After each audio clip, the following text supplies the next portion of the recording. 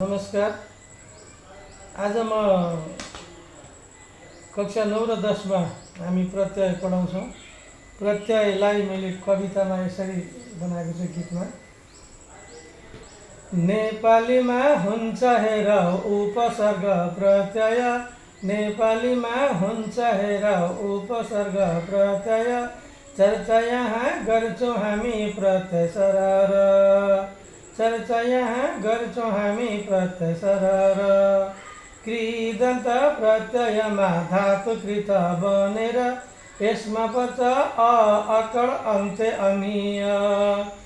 आउ आई आह आरो आवट आउरी आलु इका इन अन्त्य इल्लु इयार। एक ओट एर औना तातिते छन् अनि ततव्य गरी जम्मा 36 खोजनी, ततव्य गरी जम्मा 36 खोजनी।